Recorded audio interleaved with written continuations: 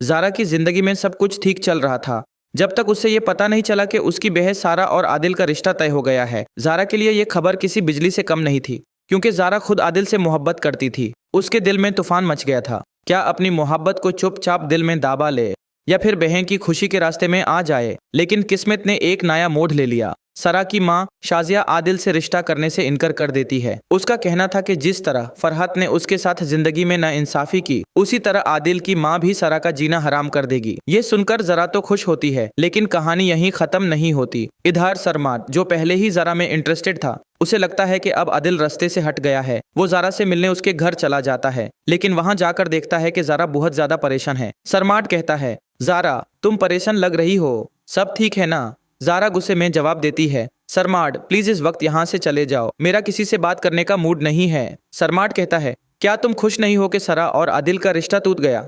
Zara फिर से कतरा कर कहती है, सरमद तुम जो समझना चाहो समझो, लेकिन अभी के लिए यहाँ से चले जाओ। सरमद की इंसल्ट होती है और वो वहां से चला जाता है, एक टूटी हुई उम्मीद के साथ। दूसरी तरफ रक्षी भी एक नया दर्द लेकर अपनी माँ के घर चली आती है। बाजार में उसने अपने शोहर मुनव्वर को किसी लड़की के साथ देखा। उसके दिल पर चोट लगती है और वो फरहत के पास रोती हुई आ जाती है। फरहत इस हालत में अपनी बेटी को देखकर परेशान हो जाती है। इधर शजिया अपने शोहर मजहर से मिलने जा रही होती है, ताकि सारा और आदिल का रिश्ता हमेशा के लिए खत्म कर सके। जारा भी उसके साथ होती है। वहीं दूसरी तरफ फरहत अपने भाई मजहर को जारा के खिलाफ करने की कोशिश करती है। वो कहती है, भाई जारा किसी की इयादत करने नहीं गई थी, वो किसी लड़के से मिलने गई थी। मजहर को गुस्सा आ जाता है, फरहत कभी तो मेरी बेटी के लिए अच्छे अल्फाज उसे करो।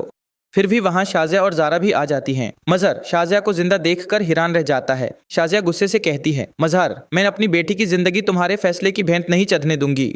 वो उसका गिरेबान तक पकड़ लेती है, लेकिन मजहर सिर्फ हीरा होके देखता रह जाता है। जारा बीच में आकर कहती है, मामा प्लीज बाबा का गिरेबान छोड़ दें। शाजिया आखिरी बार मजहर से कहती है, मैं जिंदा हूँ और मैं अपनी बेटी की शादी आदिल से नहीं होने दूंगी। तुम अकेले नहीं हो, उसकी माँ अभी जिंदा है। ये कहकर शाजिया और जारा वहां से चली जाती हैं, लेकिन पीछे छोड़ जाती हैं एक तूफान जो आगे चलकर बहुत कुछ तबाह करने वाला है। तो दोस्तों ये था आज के एपिसोड का पूरा हल। जारा की मोहब्बत, शाजिया का इंतकाम और फरहत की चालें, सब कुछ मिलकर एक नया तूफान बन चुका है। क्या होगा आगे? क्या आदिल और सारा दोबारा मिल पाएंगे या जारा अपनी मोहब्बत जीत जाएगी? जानने के लिए बने रहिए मेरे चैनल पर। अगला रिव्यू लेकर मैं जल्द वापस आऊंगा।